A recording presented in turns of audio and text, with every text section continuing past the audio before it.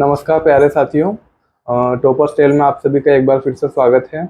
और मेरे साथ में एक बार फिर से आज है प्राची त्रिपाठी जी, जो कि एसएससी सीजीएल 2022 की टॉपर हैं। और जो भी बच्चे बहुत क्वेश्चन पूछ रहे थे स्ट्रेटेजी के बारे में, तो आज मैं एक कंप्लीट वीडियो स्ट्रेटेजी को लेकर बना रहा हूँ, जिसमें प्राची जी आपको जो भी बच्चे कोचिंग नहीं जाना चाहते या जाते भी है तो सिर्फ बेसिक कर लेते, उसके बाद में क्या करें उसके बारे में आपको कंप्लीट डिटेल बताएंगी। तो शुरू करते हैं सबसे पहले मैथमेटिक्स से। तो आप सबसे पहले मैथ्स की स्ट्रेटेजी के बारे में बताइए। मैथ्स के लिए सबसे पहले बेसिक प्रिपेयर होना जरूरी है। बेसिक पढ़ने के लिए या तो आप कोई कोचिंग जा सकते हो या फिर आप यूट्यूब पे भी आजकल बहुत सारा कंटेंट अवेलेबल है। बहुत सारे अच्छे टीचर्स हैं जिनका बहुत अच्छी क्वालिटी का कंटेंट अवेलेबल है यूट्यूब पे। उससे भी आप बेसिक प्रिपेयर कर सकते हो। राकेश यादव सर की एक क्लास नोट्स की बुक आती है, वो भी आप लगा सकते हो। एक फीलिंग ऑफ कंप्लीशन के लिए कि पूरा कोर्स कंप्लीट हो गया है उस लिए। और एसएससी तो पूरा प्रीवियस ईयर ही होता है, तो 2017-18 से लेके जितने भी जब से टीसीएस आया है तब से जितने भी एग्जाम्स कंडक्ट करवाए हैं उसने, उसके सारे जो क्वेश्चंस है उसको बार बार सॉल्व करना सबसे ज्यादा बेनिफिशियल रहेगा। और बुक ऐसे सॉल्व करनी चाहिए, जैसे फॉर एग्जांपल कोई बुक है, पिनाकल है या किरण की प्रीवियस ईयर बुक है, उसको सॉल्व करने बैठो तो वन गो में आप टाइमर लगा के क्वेश्चन सॉल्व करो। टाइमर लगा के क्वेश्चन सॉल्व करना बहुत बेनिफिशियल होता है। जितने क्वेश्चन नहीं आ रहे आप उसको स्किप करते जाओ, टाइमर लगा के आपने क्वेश्चन सॉल्व किए। आजकल तो पैटर्न ही ऐसा है कि 1 घंटे में 60 क्वेश्चंस करना है, यानी कि 30 मिनट्स ही मिलेंगे आपको 30 क्वेश्चन मैथ्स के सॉल्व करने में। तो आप टाइम ही ऐसा लेके चलो कि 30 मिनट्स में मुझे 30 मैथ्स के क्वेश्चन सॉल्व करने हैं। जो आपसे क्वेश्चन नहीं बन रहा है उसको स्किप करते जाओ। लास्ट में फिर आप उस क्वेश्चन को देखो कि क्यों नहीं बना, पीछे सॉल्यूशन है, आप उसमें से उसको देख सकते हैं कि क्यों नहीं बना। और जितने भी क्वेश्चन नहीं बन रहे उनको एनसर्कल करते जाओ, मार्क कर दो और बार बार उसको प्रैक्टिस करो, कम से कम 2 से 3 बार। और कोई भी प्रीवियस ईयर बुक हो उसको कम से कम 2 से 3 बार तो सॉल्व करना ही है, तब जाके एक कॉन्फिडेंस आएगा मैथ्स में या किसी भी सब्जेक्ट में, रीजनिंग में भी। जब तक 2 से 3 बार कोई बुक सॉल्व नहीं करेंगे तो वो कॉन्फिडेंस नहीं आ पाएगा।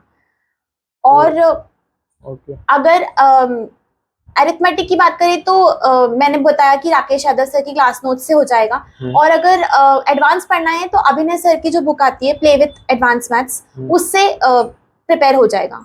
बाकी आजकल क्योंकि पैटर्न चेंज हो गया है तो क्वेश्चंस बहुत डिफिकल्ट नहीं पूछ रहे हैं, तो यूट्यूब पे जो अवेलेबल कंटेंट है वो भी मेरे ख्याल से इनफ रहेगा प्रिपेयर करने के लिए।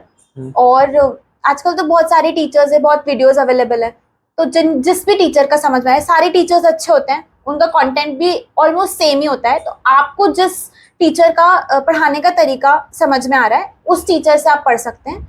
तो मैथ्स ऐसे प्रिपेयर कर सकते हैं। और प्लस एक दिन में मैथ्स में मिनिमम 100 से 150 क्वेश्चन तो प्रैक्टिस करना ही पड़ेगा, तब वो कॉन्फिडेंस में हो जाते हैं लगभग। ओके। और जैसे कि बहुत सारे बच्चे होते हैं कि उनसे इजी क्वेश्चन तो हो जाते हैं और टफ क्वेश्चन में उनको दिक्कत आती है, तो उनके लिए आप क्या सजेस्ट करना चाहेंगे? ऐसा होता है पेपर में कि 30 क्वेश्चंस हैं, उसमें से 20 से 25 इजी होंगे, तो आप पहले उसको कम से कम टाइम में करने की कोशिश करो। वो अगर कम से कम टाइम में आपने 15 मिनट में 20 या 25 क्वेश्चन जो इजी वाले थे 20-22 क्वेश्चन वो कर लिए, तो जो टफ क्वेश्चन है उनके लिए आपके पास टाइम ज्यादा होगा। और टाइम ही आपको कॉन्फिडेंस देगा एग्जाम में। आपके पास जितना ज्यादा टाइम बचेगा उतना ज्यादा आपका कॉन्फिडेंस बिल्डअप हो जाएगा और आप किसी ना किसी तरीके से आंसर पे पहुंच ही जाओगे। तो मेरे ख्याल से जो इजी क्वेश्चन है उसमें टाइम कैसे बचाना है ये भी एक बहुत इंपॉर्टेंट, मतलब जो सारे बच्चे होते हैं वो टफ क्वेश्चन कैसे सॉल्व करें, जल्दी कैसे सॉल्व करें उसके पीछे भागते हैं। बट इजी क्वेश्चन अगर आधे मिनट में सॉल्व हो रहा है तो आप उसको 20 सेकंड में कैसे सॉल्व करोगे, वो भी बहुत इंपॉर्टेंट है। वो आपका जो टाइम बचेगा वो आपको डिफिकल्ट क्वेश्चन में बहुत हेल्प करेगा। ओके। तो आपके अकॉर्डिंग मतलब 3 बुक, एक तो ये बस अभिनय सर की जो बुक है वो, और राकेश यादव सर की जो क्लास नोट्स है वो, और एक पिनेकल, बाकी इसके अलावा जो भी बेसिक कहीं से भी करना चाहे एक बार वहां से कर ले। अगर जैसे मतलब एस्पिरेंट्स पे डिपेंड करता है। कुछ लोग ऐसे होते हैं जो सेल्फ स्टडी बिल्कुल भी नहीं कर पाते, उनसे पढ़ते नहीं बन रहा, तो वो एक एम्बियंस के लिए कोचिंग जाते हैं। कुछ को लगता है कि हमारा बेसिक काफी प्रिपेयर्ड है बट हम वो कॉन्फिडेंस नहीं आ पा रहा कि 30 मिनट में 30 क्वेश्चन सॉल्व कर ले, तो उसके लिए वो ऑनलाइन बैच लेते हैं। तो ये डिपेंड करता है एस्पिरेंट्स पे कि आपकी प्रिपरेशन कितनी है, आपको और कितनी प्रिपरेशन की जरूरत है, आप में कॉन्फिडेंस है या नहीं, बेसिकली उस पर डिपेंड करता है। बट हाँ, अगर कोई करना चाहे तो इन 3 बुक से प्रिपेयर कर सकता है। ओके, और इंग्लिश के लिए आप क्या बताना चाहेंगे? इंग्लिश के लिए जो इंग्लिश मीडियम स्टूडेंट्स हैं उनको इंग्लिश में उतनी प्रॉब्लम नहीं आती, तो वो क्या करें, नीतू सिंह मैम की एक प्लिंथ टू पैरामाउंट ग्रामर के लिए बुक होती है, उसको पढ़ लें। ब्लैक बुक या एमबी पब्लिकेशन, जो भी प्रीवियस ईयर के लिए वोकैब के लिए उनको अच्छी लगे, जो भी मतलब कोई भी ले सकते हैं, दोनों मतलब जिसमें प्रीवियस ईयर सारी वोकैब दी हो, प्रीवियस ईयर वोकैब प्रिपेयर करनी है तो कोई सी भी बुक ले सकते हैं। हाँ, खैर शायद एसएससी में 80-90% वोकैब प्रीवियस ईयर ही पूछते होते हैं। और बात यह है कि जिनके साथ आपका कंपटीशन है वो भी प्रीवियस ईयर ही पढ़ के जाएंगे, तो नई वोकैब के पीछे भागना और टाइम वेस्ट करना शायद उतना सही नहीं होगा। जो सब पढ़ रहे हैं एटलीस्ट उतना तो आपको आना ही चाहिए, तो सब प्रीवियस ईयर ही पढ़ रहे हैं तो एटलीस्ट प्रीवियस ईयर में तो आप एकदम आपको पूरा आना चाहिए। तो प्रीवियस ईयर की वोकैब कर लें। ग्रामर के लिए नीतू सिंह मैम की जो बुक है वो पढ़ लें, और पिनाकल या कोई सी भी प्रीवियस ईयर की बुक खरीद लें, उससे जो कॉम्प्रिहेंशन होते हैं और आजकल जो वो सेंटेंस रीअरेंजमेंट वाले जो क्वेश्चन होते हैं PQRS उसमें बहुत प्रॉब्लम होती है और बहुत गलत होता है, तो रोज 10 से 15 क्वेश्चन PQRS के 5 से 6 पैराग्राफ एटलीस्ट सॉल्व करें, एरर सॉल्व करें 50-60 रोज। ये रोज की डेली प्रैक्टिस में अगर रखेंगे तो मार्क्स इंप्रूव। और आप तो खैर इंग्लिश मीडियम से रही हो, बाकी जो भी एसएससी के लिए प्रिपेयर करने आता है तो लगभग सारे कहीं दूर दराज गाँव से या ऐसे छोटे शहरों से आते प्रिपेयर करने के लिए, और उनका एजुकेशनल बैकग्राउंड भी हिंदी मीडियम होता है, तो उनके लिए क्या है आप कि उनको स्पेशली ये तो करना चाहिए, क्योंकि वो शायद जो ऑलरेडी इंग्लिश मीडियम से बच्चे रहते हैं उनके साथ में कम्पीट नहीं कर पाते, और जहाँ तक कि इंग्लिश में ही पिछड़ते हैं वो, तो उनके लिए क्या आप अलग से सलाह देना चाहेंगे? हिंदी मीडियम वालों के लिए जो एक बुक आती है वर्ड पावर मेड इजी, उससे आई थिंक वो काफी हेल्प कर सकती है। प्लस न्यूज़पेपर रीडिंग बहुत इंपॉर्टेंट है। न्यूज़पेपर बच्चों को शुरू में पढ़ने में थोड़ी दिक्कत होती है, तो आप नॉवेल से शुरू कर सकते हैं, पर नॉवेल किसी इंग्लिश राइटर की पढ़ें, एक डिक्शनरी साथ में लेकर बैठें। कुछ दिन थोड़ी सी प्रॉब्लम आ सकती है समझने में, लेकिन थोड़े दिन बाद आप काफी कंफर्टेबल हो जाएंगे। और वोकैब की रही बात, तो वो मगअप ही करना पड़ता है, वो उसका आपको सिर्फ रट्टा ही मारना है। तो जो समझ में आ रहा है, जिसके हिंदी मीनिंग समझ में आ रहे हैं, उसका हिंदी में वैसे याद कर लें, और जो नहीं समझ में आ रहा, कुछ भी समझ नहीं आ रहा, उसको सिर्फ रट्टा मार लें।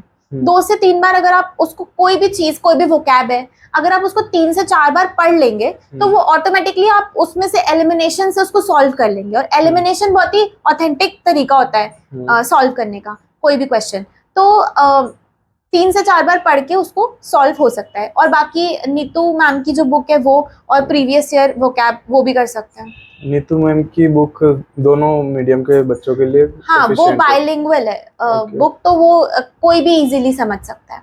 ओके, और सबसे मेन बात जिसके लिए मतलब इंग्लिश और मैथ्स में तो सारे बच्चे नंबर ले ही आते हैं, बाकी जीके में लगभग कोई भी 50% मार्क्स भी नहीं लेके आ पाते हैं, तो जीके के लिए क्या स्पेशल करना चाहिए इसमें, मतलब लगभग एवरेज मार्क्स तो आ ही जाए किसी का? जीके में अगर बहुत ज्यादा सफिशिएंट टाइम है पढ़ने का तो लूसेंट पढ़ी जा सकती है, बट अगर सफिशिएंट टाइम नहीं है तो मेरे ख्याल से टॉपिक वाइज पढ़ा जा सकता है। जैसे लूसेंट के जो लास्ट में स्टैटिक पोर्शन है वो तो याद कर ही लेना चाहिए। फिर कुछ टॉपिक्स ऐसे होते हैं जिसपे क्वेश्चन ज्यादा पूछे जाते हैं, जैसे कि मॉडर्न हिस्ट्री हो गया, मिडाइवल हिस्ट्री में से भी पूछते हैं, और पॉलिटी से क्वेश्चंस आते हैं, आर्टिकल्स बहुत ज्यादा पूछते हैं। कुछ टॉपिक्स ऐसे होते हैं जिसपे क्वेश्चन आना बनता है और हमेशा से आए हैं और हमेशा तक आते रहेंगे, तो टॉपिक वाइज पढ़ना मेरे ख्याल से जीके में सबसे ज्यादा बेनिफिशियल होगा। तो टॉपिक वाइज पढ़ सकते हैं, लाइक आर्टिकल्स पढ़ सकते हैं, मैंने बताया पॉलिटी में, इकोनॉमिक्स में जो 5 ईयर प्लान्स है वो पढ़ सकते हैं। और कुछ कुछ टॉपिक्स ऐसे होते हैं जिसमें से क्वेश्चन आते ही हर बार, तो थोड़ा सा एनालिसिस करें प्रीवियस ईयर का और वो टॉपिक वाइज प्रिपेयर करें, और प्रीवियस ईयर क्वेश्चंस याद कर लें, वो बहुत रिपीट होने के चांसेस हैं। और सबसे ज्यादा कम टाइम में अगर आपको ज्यादा मार्क्स लेके आना है तो आप कोई पर्टिकुलर टॉपिक पढ़ोगे पूरा, उसमें से शायद उतने क्वेश्चन ना आए एग्जाम में, बट आप अगर प्रीवियस ईयर पढ़ोगे तो उसमें से क्वेश्चंस आने के चांसेस फिर भी कंपैरेटिवली ज्यादा होते हैं। इसलिए बोला जाता है कि प्रीवियस ईयर आपको करना ही है। तो पिनाकल की बुक ले लो जीके के लिए और उसका पूरा प्रीवियस ईयर याद कर लो, वो हेल्प जरूर करेगा।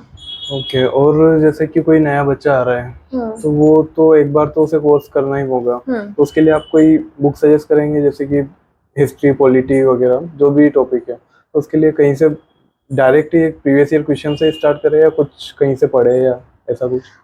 मैं तो ऑफलाइन कोचिंग गई थी शुरू में, जब मैंने प्रिपरेशन की थी तो मेरे पास जो कोचिंग के नोट्स थे मैं वही हर बारी हर एग्जाम के पहले उसी को रिवाइज कर लेती थी। बट हाँ, अगर पढ़ना है तो मेरे ख्याल से आजकल तो यूट्यूब पे इतना कंटेंट अवेलेबल है, इतने सारे पीडीएफ्स हैं ऑनलाइन ही कि किसी बुक की वैसे जरूरत नहीं है।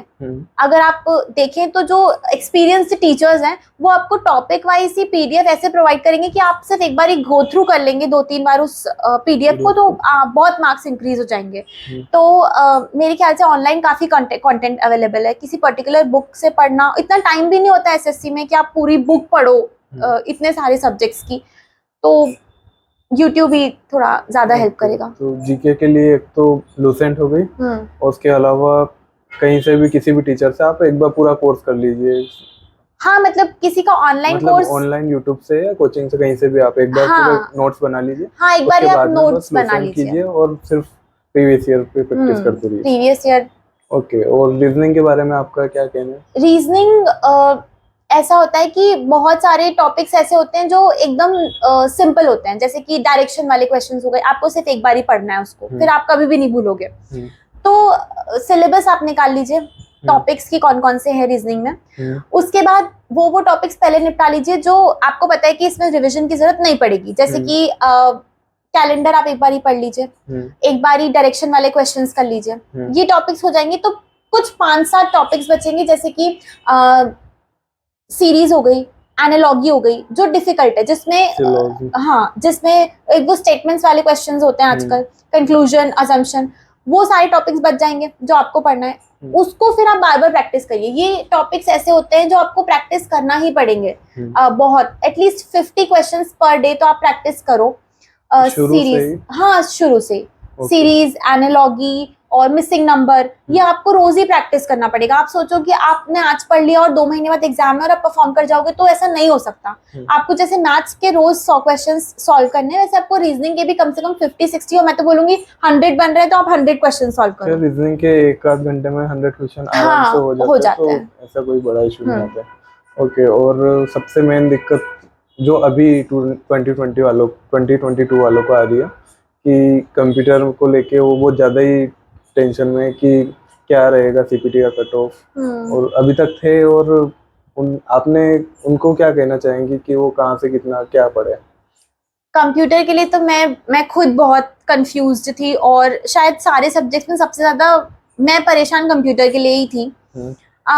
मैंने तो अरिहंत की एक बुक आती है कंप्यूटर की, वो ही पढ़ी थी, और आरबी रिवॉल्यूशन पे राधिका मैम ने जो कंप्यूटर की कुछ क्लासेस डाली थी वो भी देखी थी, और आभास सर ने एक पीडीएफ प्रोवाइड की थी, वो भी मैं एक बार ही गो थ्रू करके गई थी। तो मेरे ख्याल से कंप्यूटर का ऐसा कोई सोर्स बता पाना जो एकदम ही ऑथेंटिक हो और आप वो पढ़ लें और आप स्कोर कर जाए, थोड़ा मुश्किल है। तो मेरे हिसाब से तो रोज ही आप कंप्यूटर जितना ज्यादा हो सके, जहाँ से पॉसिबल हो वहां से पढ़ना चाहिए। ओके। और इसके अलावा कुछ जो सारे टॉपिक में, मतलब सारे सब्जेक्ट में कॉमन लगता है और वो करना चाहिए? आप एक काम कर सकते हैं, एक शॉर्ट डायरी या नोटबुक बना सकते हैं, और उसमें जो भी आपको पूरे दिन में आपसे नहीं हुआ solve, for example 5 question maths के नहीं हुए, 3 रीजनिंग के नहीं हुए, कुछ वोकैब्स आपको नहीं आई, और कुछ टॉपिक ऐसा है जो आपको लगता है कि आपको पढ़ना है जीके वगैरह में, या कुछ इंपॉर्टेंट नोट करना है, तो आप उसमें नोट कर सकते हैं। एग्जाम के पहले रिविजन करने में वो आपको काफी हेल्प कर देगा। तो एक नोटबुक वैसे बना सकते हैं। और पढ़ने के लिए तो मुझे लगता है कि कुछ लोग ऐसा करते हैं कि एक दिन एक सब्जेक्ट पढ़ेंगे या एक वीक एक सब्जेक्ट पढ़ेंगे, पर मेरे हिसाब से ये ठीक नहीं है। आपको रोज सारे सब्जेक्ट पढ़ने हैं ताकि आपका इक्वल कॉन्फिडेंस हो, उन सारे सब्जेक्ट्स में इक्वल कॉन्फिडेंस हो, और कोई भी सब्जेक्ट लैक ना कर जाए, और एग्जाम टाइम पे एकदम प्रेशर ना आए। तो रोज जैसे जितना मैथ्स प्रैक्टिस कर रहे हैं उतना ही रीजनिंग भी प्रैक्टिस करना है, रोज वोकैब भी याद करनी चाहिए, ग्रामर का भी एक चैप्टर तो आप रोज निपटा ही लो, कुछ क्वेश्चंस प्रैक्टिस कर लो, क्योंकि इंग्लिश में ऐसा लगता है कि अच्छे स्कोर आ जाएगा, सबको ऐसा लगता है कि आ ही जाएगा, बट इंग्लिश में गलतियां हो जाती हैं, बहुत सिली मिस्टेक्स होती हैं, तो उसके प्रैक्टिस भी मेरे ख्याल से रोज कर लेना चाहिए। कंप्यूटर भी थोड़ा बहुत रोज पढ़ते ही रहो। और करंट लास्ट में एग्जाम के 1-2 महीने पहले पढ़ सकते हैं, क्योंकि करंट रोज पढ़ पाना थोड़ा मुश्किल होता है, मेरे लिए थोड़ा मुश्किल था। और वो एग्जाम भी थोड़ा लेट होती है तो फिर उस हिसाब से चेंज भी होता रहता है। हाँ, वो चेंज होता रहता है। प्लस एक चीज ऐसी भी होती है कि जैसे मैं स्पीडी से करंट अफेयर्स प्रिपेयर करती थी, तो उसमें टॉपिक वाइज होता था। जैसे स्पोर्ट्स का है एक पूरा सेक्शन और 5-6 पेज है स्पोर्ट्स का, उसमें सारा कंटेंट है पूरा स्पोर्ट्स का। तो जब जैसे लिखे है कि ऑस्ट्रेलिया ओपन के विनर्स कौन है, यूएस ओपन के कौन है, तो वो रिलेट कर पाना और याद रख पाना बहुत इजी हो जाता है। अगर मैं डे वाइज या मंथ वाइज उसको याद करूंगी तो शायद उतने अच्छे से याद नहीं रह पाएगा। टॉपिक वाइज वो जो सीक्वेंस होता है उससे याद रखना बहुत इजी हो जाता है। तो इसलिए मेरे हिसाब से स्पीडी मुझे अच्छी लगती है करंट अफेयर्स के लिए। मुझे लगता है सबसे ज्यादा हेल्पफुल वही होती है।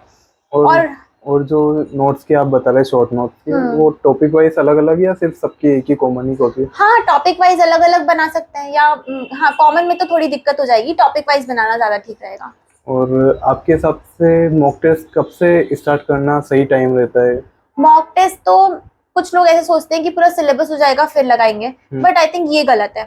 क्योंकि मॉक टेस्ट आपको आप कितना स्कोर कर रहे हो वो तो ठीक है, बट आपको कैसे पेपर सॉल्व करना है, कौन से क्वेश्चन अटेम्प्ट करना है, क्या टाइमिंग होगी, आप कहाँ स्टैंड करते हो, हाँ आप कहाँ स्टैंड कर रहे हो, ये सारी चीजें बताने में बहुत हेल्पफुल होता है। तो मेरे ख्याल से तो अगर कोई बच्चा नया है तो वो भले ही थोड़ा सा बाद में मॉक टेस्ट लगाना शुरू करे, लेकिन अगर आप प्रिपेयर कर रहे हो पिछले 1-2 साल से, तो मेरे ख्याल से तो जैसे ही प्री खत्म हुई वैसे ही मेंस का मॉक टेस्ट लगाना शुरू कर देना चाहिए। मतलब एक बार कहीं से बेसिक कर रखा है तो आप उस टाइम से मॉक टेस्ट लगाना मॉक टेस्ट से भी आपको सीखने को बहुत कुछ मिलता है। लगभग वो ही मेन चीज है जो आपको मार्क्स भी इम्प्रूव करवाएगी, आपको आपकी वो भी बताएगी आप कहाँ पे स्टैंड कर रहे हो। आपको जीके की टॉपिक्स भी पता चलेंगी, कौन से ज्यादा टॉपिक है जिन पे आपको ज्यादा फोकस करना है, और इंग्लिश में भी आप कहाँ गलतियां कर रहे हो। एक्चुअली आपको क्या नहीं आता आपको मॉक टेस्ट से ही पता चलेगा। तो आप जितने मॉक दोगे उतना ज्यादा बेनिफिशियल होगा। शुरू में हो सकता है कम मार्क्स आए, 250 के से भी कम मार्क्स आए, पर बाद में बढ़ते बढ़ते 300+ जब आपका स्कोर जाएगा और आपको डिफरेंस समझ में आएगा, तो आपको लगेगा कि हाँ मॉक टेस्ट ने बहुत हेल्प किया है, और कॉन्फिडेंस बहुत बिल्डअप हो जाएगा। जब एग्जाम के थोड़े दिन पहले 300 के प्लस जब आपका स्कोर जाएगा एग्जाम के पहले, तो एक अलग ही कॉन्फिडेंस आ जाएगा। तो ओके, और मॉक टेस्ट के बारे में तो आप पिछले वीडियो में बता ही चुकी है, तो आप वहां से देख लीजिएगा। और इसके अलावा आप कुछ कहना चाहेंगे या सिर्फ? मुझे लगता है कि किसी की भी स्ट्रैटेजी सुन के अपनी स्ट्रैटेजी बनाना थोड़ा सही नहीं रहेगा। आपको सबसे पहले खुद ये जानना होगा कि अगर आप प्रिपरेशन पहले से कर रहे हो तो आपको भी पता होगा कि आपका कौन सा वीक सब्जेक्ट है और कौन सा स्ट्रॉन्ग सब्जेक्ट है। तो स्ट्रॉन्ग सब्जेक्ट में आपके मार्क्स नहीं कटें और वीक सब्जेक्ट में आप ज्यादा स्कोर कर पाओ, तो वो आपको खुद ही समझना पड़ेगा कि क्या आप गलत कर रहे हो। और अगर कोई अभी अभी शुरुआत कर रहा है, तो जैसे मैंने पहले भी बोला था कि टाइम टेकिंग है एसएससी थोड़ा सा, पर एक बार अगर आपने पूरा सिलेबस कंप्लीट कर लिया और एक बार आप में कॉन्फिडेंस आ गया, तो आप डेफिनेटली एक दिन वो मुकाम पे पहुंच ही जाएंगे जहां आप पहुंचना चाहते हैं, और शायद उससे भी ऊपर पहुंच जाए। और आई थिंक गिव अप बिल्कुल भी नहीं करना है। और कोई भी प्रॉब्लम हो, कोई भी क्वेरी हो, तो आजकल बहुत सारे मेंटोर्स हैं, बहुत लोग हैं जो आपको गाइड कर देंगे। आपको बस गिव अप नहीं करना है और रोज पढ़ते रहना है, और रोज उतना ही पढ़ना है। और 8 to 10 आवर्स स्टडी तो आई थिंक रोज करनी चाहिए। ओके, और दोस्तों ये थे प्राची त्रिपाठी जी, जिन्होंने आपको एसएससी के लिए स्ट्रेटेजी बताई। और कुछ भी आपको स्ट्रेटेजी से रिलेटेड क्वेश्चन पूछना हो तो आप मुझे टेलीग्राम ग्रुप पे पूछ सकते हैं या फिर कमेंट सेक्शन में पूछ सकते हैं। जहाँ तक हो सकेगा प्राची जी आपको रिप्लाई करने की पूरी कोशिश करेगी। और मेरे साथ में बने रहिए टॉपर्स टेल पर। और thank you so much for watching this video.